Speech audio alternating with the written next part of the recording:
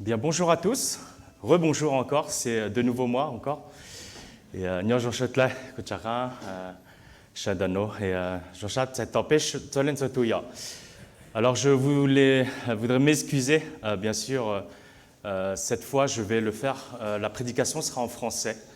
C'est Jano, Kuyo, Mova Chutu, Lufaki, et il y a mes chitatage, mais mon chat a casque. Et du coup, il y a tout que pas mon saïlouya. Donc je m'excuse auprès des non-francophones parce que cette fois-ci, j'ai pris le choix de faire qu'en français. Donc je vous laisse quelques secondes pour pouvoir vous préparer à mettre vos casques pour la traduction en Hmong.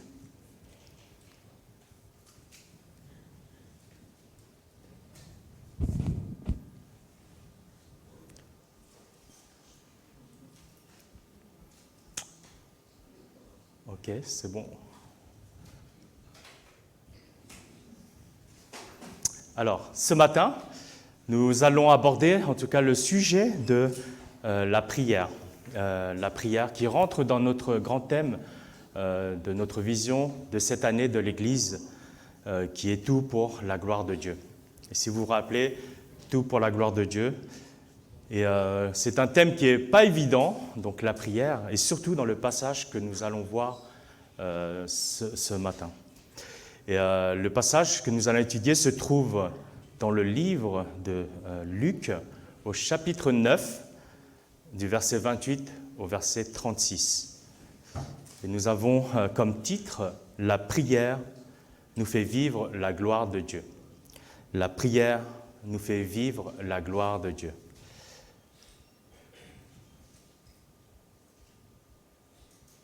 Alors avant de commencer, je vais vous inviter à la lecture déjà.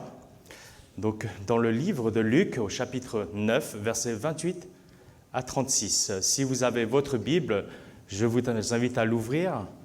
Sinon, vous pouvez suivre avec moi sur la projection. Donc je lis au verset 28. Environ 8 jours après cet entretien, Jésus prit avec lui Pierre, Jean et Jacques et monta sur une montagne pour aller prier. Pendant qu'il priait, son visage changea d'aspect et ses vêtements devinrent d'une blancheur éblouissante. 2 hommes s'entretenaient avec lui, Moïse et Élie, qui resplendissaient de gloire. Ils parlaient de la manière dont Jésus allait achever sa mission en mourant à Jérusalem.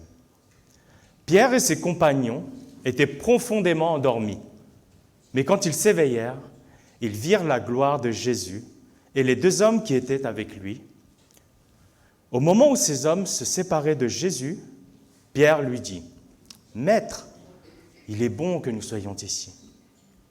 Nous allons dresser 3 tentes, une pour toi, une pour Moïse et une pour Élie. » En fait, ils ne savaient pas ce qu'il disait. Pendant qu'il parlait encore, une nuée se forma et les enveloppa, et les disciples furent saisis de crainte lorsqu'ils entrèrent dans la nuée. Une voix sortit de la nuée qui disait « Celui-ci est mon fils, celui que j'ai choisi, écoutez-le. » Quand cette voix eut retenti, ils ne trouvèrent plus que Jésus. Quant à eux, à cette époque, ils gardèrent le silence sur cet événement et ne racontèrent à personne ce qu'ils avaient vu.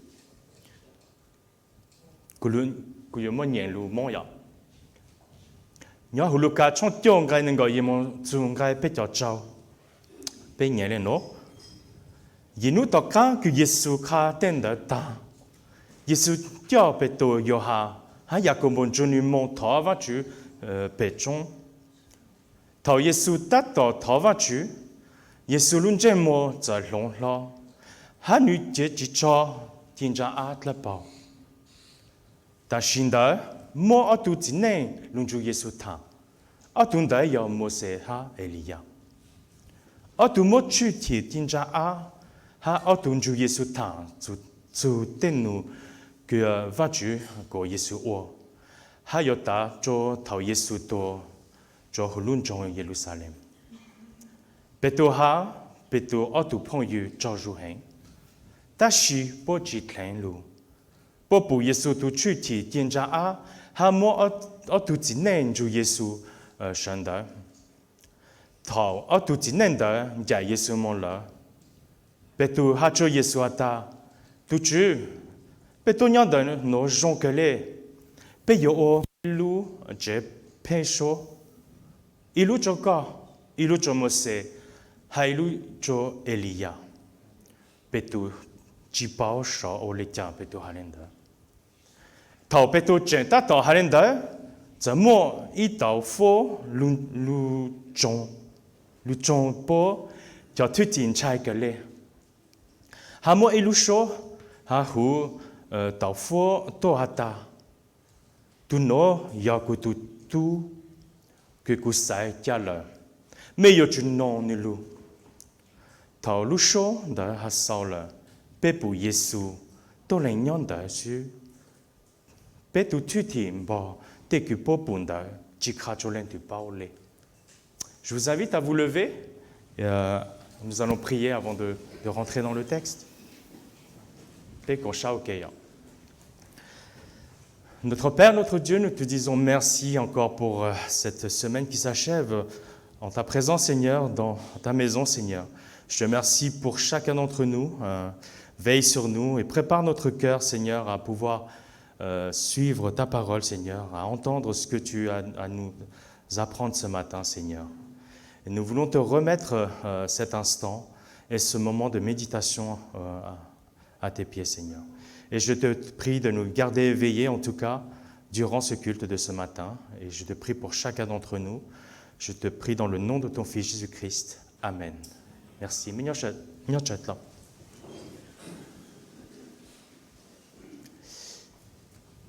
Alors, lorsqu'on lit l'évangile de Luc, on s'aperçoit qu'il a un attachement très fort à la vie de prière de Jésus dans son ministère.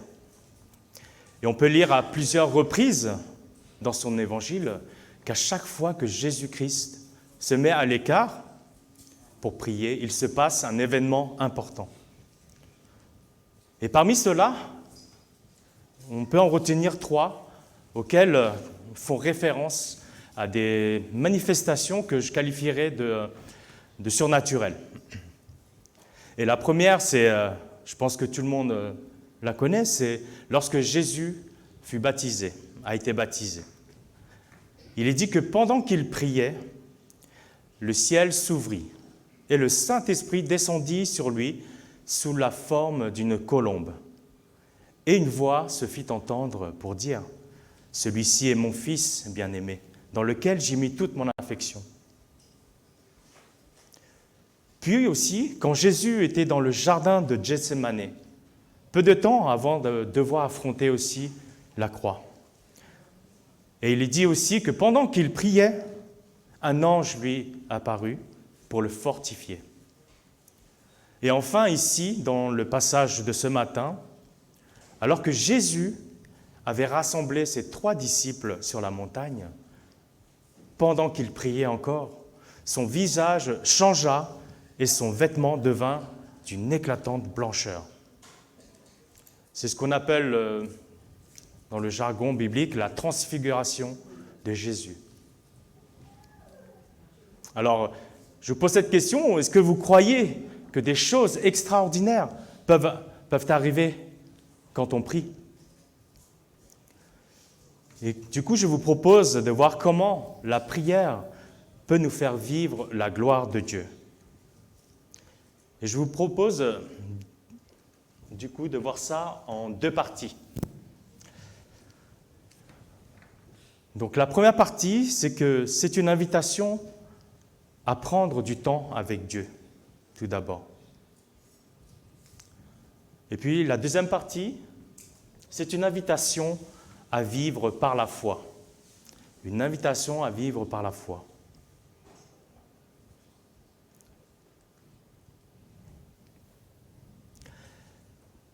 Nous entrons dans notre première partie, une invitation à prendre du temps avec Dieu. Christ t'invite à la prière. Christ t'invite à la prière.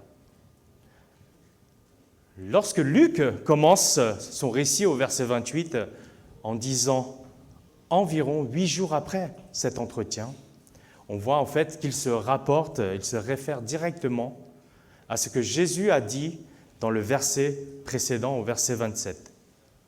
Et au verset 27, il affirme que des personnes ne mourront pas avant d'avoir vu la gloire de Dieu. Des personnes ne mourront pas avant d'avoir vu la gloire de Dieu.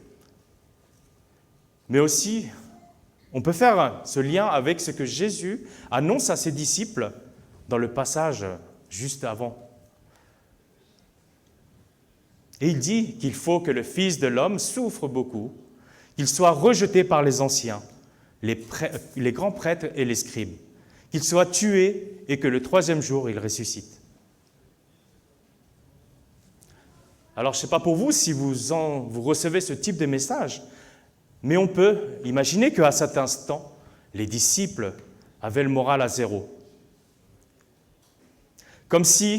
C'est comme si on vous annonçait en fait que votre plus grand combattant ne peut pas vous accompagner pour la grande bataille finale. Eh bien, c'est une déception immense pour eux. Ils peuvent perdre le moral, ils ont dû perdre le moral, être dans le doute, être dans le noir. Mais gloire à Dieu, notre passage d'aujourd'hui s'ouvre sur un épisode qui est lumineux, qui les éclaire pour les disciples dans leur marche avec Jésus. Mais pour nous aussi, en tant que chrétiens d'aujourd'hui. Alors, au vu de ce contexte, on comprend pourquoi Jésus se tourne naturellement encore vers Dieu le Père dans la prière. Il se tourne vers Dieu dans la prière. Jésus cherche le réconfort, et en tout cas le soutien de Dieu, afin de pouvoir tenir bon sur le chemin de la souffrance.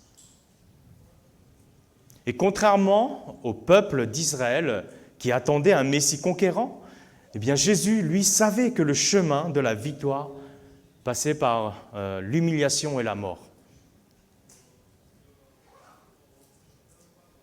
Par cet exemple, Jésus nous encourage donc à le suivre dans la prière, afin de nous confier en Dieu dans les situations difficiles. Nous pouvons relire au verset 28, Jésus prit avec lui Pierre, Jean et Jacques, et monta sur la montagne pour aller prier. N'est-ce pas là une invitation qu'on ne peut pas refuser devant Dieu, venant de Dieu surtout?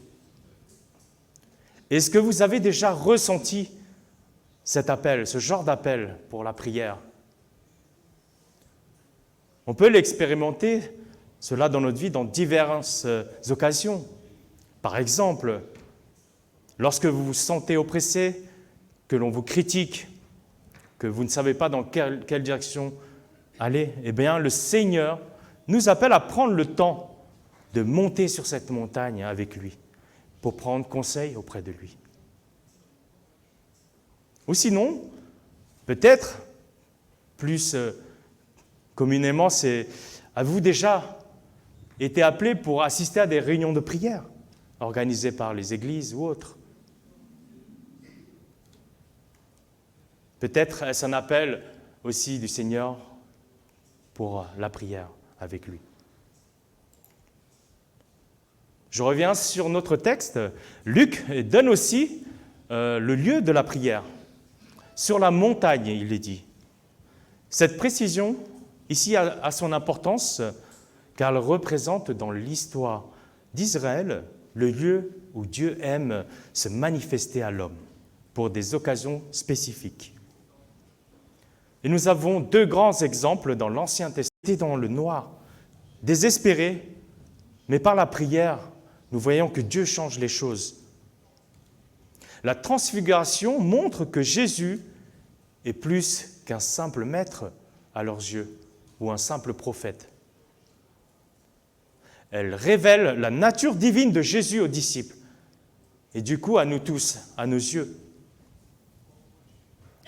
Et bien sûr, dans la culture biblique, les vêtements ont une importance et surtout s'ils sont blancs et éclatants. Le blanc, la couleur blanche en tout cas des vêtements, est le signe des êtres célestes. Les premiers chrétiens, ils ont attribué cela à Jésus et bien sûr aux anges. Je pense que pour nous, il est difficile d'imaginer une telle transformation en tout cas, et ça dépasse vraiment nos croyances et notre réalité bien sûr. Mais là, nous voyons que quand Jésus prie, tout est possible. Jésus se montre tel qu'il est vraiment rayonnant de la gloire de Dieu. Lorsque les disciples ont vu la gloire de Dieu en Jésus, ils ont dû retrouver du courage et de la force pour tenir bon pour les jours à venir aussi. Et nous voyons ici que la prière nous permet d'avoir, bien sûr, une connexion personnelle avec Dieu, mais c'est aussi un moyen que Dieu a choisi pour nous révéler sa gloire, au travers de cette lumière, cette transfiguration. Et parmi les choses que la prière peut changer, c'est le visage aussi d'un homme transformé qui devient radieux, renouvelé. Alors vraiment, prenons le temps de contempler sa grandeur, sa puissance et la majesté de Dieu quand elle se manifeste ainsi. Cela nous rappelle, bien sûr, sa gloire et renforce notre foi en sa puissance. Mais j'aimerais préciser que lorsque nous prions, il ne faut pas forcément attendre aussi une réponse extraordinaire, surnaturelle de la part de Dieu, comme de ce cas précis. Mais nous devons apprendre justement à reconnaître les interventions de Dieu dans notre vie et bien sûr ressentir sa présence.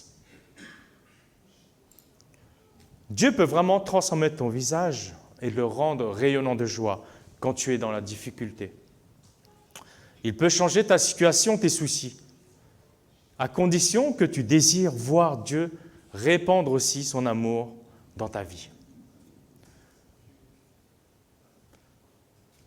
Alors prenons vraiment ce temps avec Dieu. Dieu veut que tu prennes ce temps. Il t'invite à monter, à gravir cette montagne pour prier avec lui. Et crois fermement qu'il peut nous transformer à l'image de Jésus-Christ.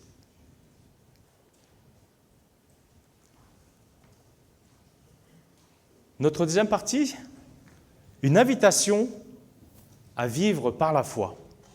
Une invitation à vivre par la foi. Et bien sûr, notre foi est en Christ. Notre foi est en Christ. Au verset 30, Luc précise que deux hommes s'entretenaient avec Jésus, Moïse et Élie, qui resplendissaient de gloire. La présence de Moïse et d'Élie, qui sont des représentants en tout cas reconnus de l'ancienne alliance, souligne en fait la continuité entre l'Ancien et le Nouveau Testament. Cela souligne en fait la continuité entre l'Ancien et le Nouveau Testament. Cette image que Luc nous donne nous atteste que Jésus est l'accomplissement des prophéties et de la loi qu'elle marque, et elle marque aussi la venue du vrai Messie et du royaume de Dieu. Au verset 31 aussi, Luc précise que ces trois personnes parlaient de la manière dont Jésus allait achever sa mission en mourant à Jérusalem. Et lorsque Jésus parle de cela, il fait bien sûr référence à sa crucifixion et à sa résurrection qui suivra, à sa mort sur la croix et à sa résurrection. Jésus sait pourquoi il est venu. Il sait où il va. Et aucun homme ne peut rentrer dans son intimité, dans l'intimité de Dieu par lui-même, car il est pécheur, nous le savons. Et ici, Luc pointe qu'il n'y a que Jésus-Christ qui puisse nous affranchir des liens du péché. Dieu veut nous faire comprendre que nous avons part à cette gloire future dès aujourd'hui, par la foi en Jésus-Christ. Notre lien avec le royaume de Dieu est à la fois un appel à vivre selon les principes ici et maintenant et avoir cette espérance dans le royaume futur où Jésus sera pleinement glorifié. Alors faisons-lui confiance et recevons ce don gratuit du salut en Jésus-Christ, car il t'a aimé. Il a donné sa vie pour toi et pour moi. Accablés de sommeil, Pierre et ses compagnons se réveillèrent à ce moment précis aussi. Et ils sont témoins de la vision, mais ne savent pas comment réagir. C'est un avertissement pour nous aussi. Le sommeil aussi nous guette. Après plusieurs années aussi à servir Dieu dans notre Église, notre foi peut être endormie. Ou peut-être qu'on est trop habitué aussi aux merveilles de Dieu. Et on peut ressentir une baisse d'énergie dans notre relation personnelle avec Dieu. Un essoufflement aussi dans notre amour fraternel avec les uns les autres. Qui n'a jamais pensé ou dit qu'il avait besoin de faire une pause? Eh bien, toutes ces choses peuvent nous toucher aussi, chacun et chacune. Eh bien, le Seigneur nous rappelle que c'est par la gloire de Dieu que nous pouvons tenir éveillés. C'est par sa gloire qu'il nous tient éveillés. Nous devons reconnaître humblement que nous sommes faibles sans Jésus et nous laisser surprendre tout le temps par la gloire de Jésus qui peut nous relever, renouveler par sa force, par sa joie et son amour. En sachant cela, dorénavant, pour vivre dans une relation d'intimité avec Dieu, il nous faut cultiver vraiment notre relation et avoir confiance en Jésus-Christ seul. Simplement, rappelons-nous chaque jour de la grâce de Dieu.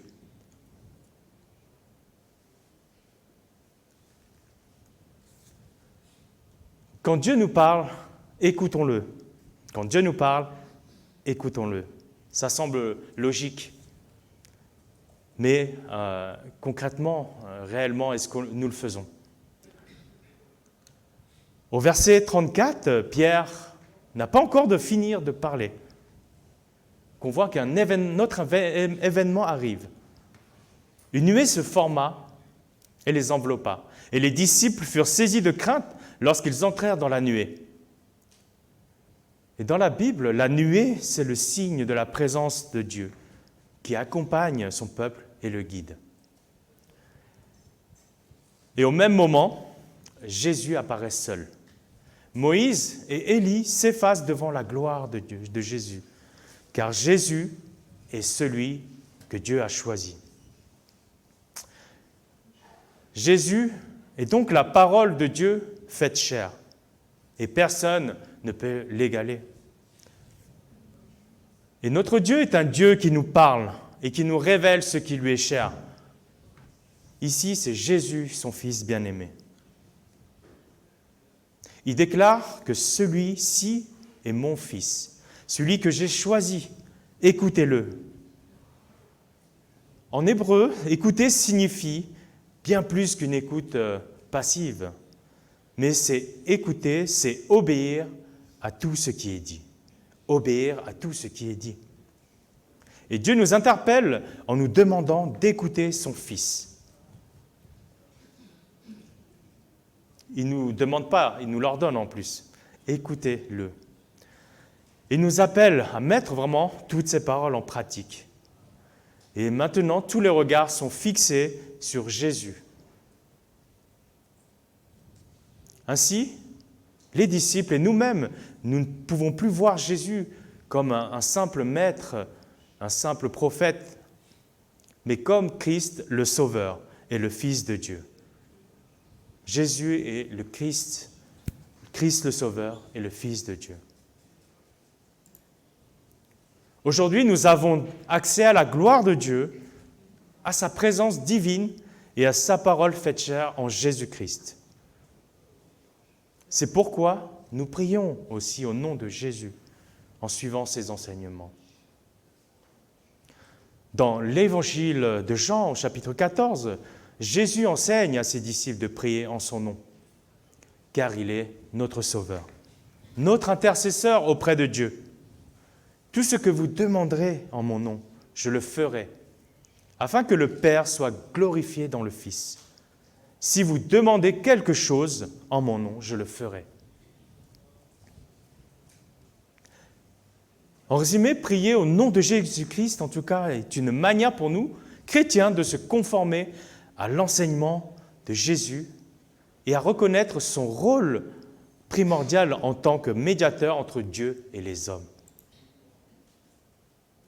Nous ne faisons que d'écouter Dieu, mettre en pratique ce que la parole nous enseigne. Les disciples sont appelés vraiment à écouter Jésus et à lui obéir, et nous-mêmes.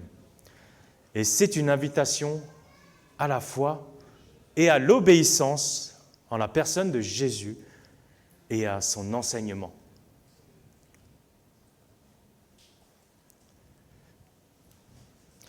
En conclusion,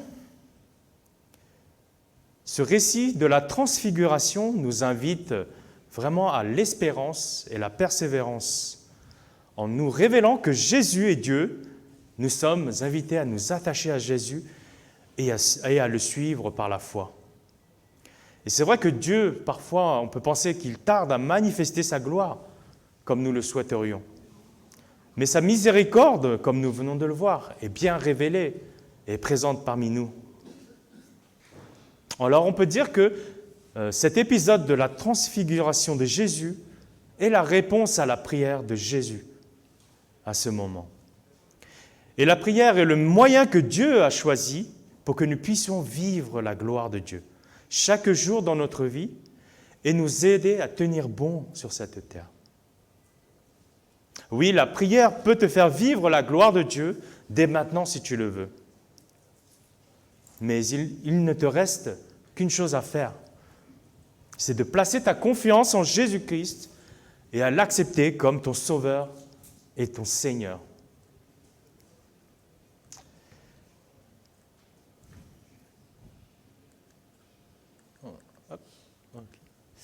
Alors, quelques applications que je vous propose. Il n'est pas évident vraiment de savoir aussi comment prier et prier pour quel sujet. Alors, simplement, je vous invite à peut-être consulter déjà sur les sites en ligne comme Top Chrétien, je pense que la plupart connaissent, ou notre Bible en ligne tout simplement. Il y a des plannings de prières que vous pouvez les suivre, qui peuvent vous encourager en tout cas, et vous accompagner durant chaque jour en tout cas. Aussi, quelque chose que vous pouvez faire, c'est peut-être organiser aussi des soirées de prière, au moins une par semaine, en famille, avec vos enfants.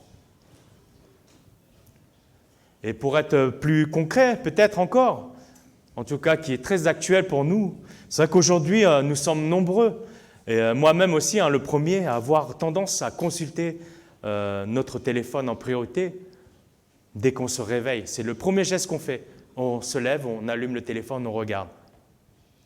Et en fait, nous ne prenons pas ce temps pour aussi communiquer à Dieu et prier Dieu. Et pour qui cela se concerne, je vous encourage peut-être à essayer de changer vos habitudes déjà. Et dès le matin, au premier réveil, au lieu d'allumer votre téléphone, prenez ce temps pour prier Dieu. Remercier pour la nuit passée. Remettre cette journée entre ses mains en tout cas. Et vraiment lui adresser une prière sincère et vraiment à le rechercher, à être en intimité avec lui chaque jour. Je vous invite à vous lever. Nous allons prier pour clôturer ce livre.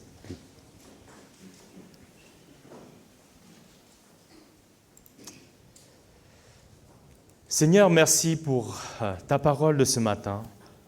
Nous voyons qu'il est difficile de la saisir, Seigneur, qu'il y a plein de détails, de notions, Seigneur, qui nous est flou, en tout cas surnaturel aussi, et difficile à comprendre. Mais Seigneur, vraiment, nous voulons te remettre ce message entre tes mains, qui puisse nous toucher En tout cas, nous encourager à vouloir te rechercher dans notre vie chaque jour, à vouloir prier avec toi, prendre ce temps, Seigneur, que tu nous appelles à faire, à prendre avec toi, Seigneur. Et je te remets chacun d'entre nous, Seigneur, entre tes mains, et que ton message puisse nous encourager, en tout cas, si nous passons par des moments difficiles aussi, que nous puissions penser à toi en premier, que tu sois notre premier soutien à qui on pense. Et, Seigneur, nous voulons te remettre chacun d'entre nous, et je te prie tout cela vraiment dans le nom de ton Fils Jésus-Christ, ton Fils. Amen.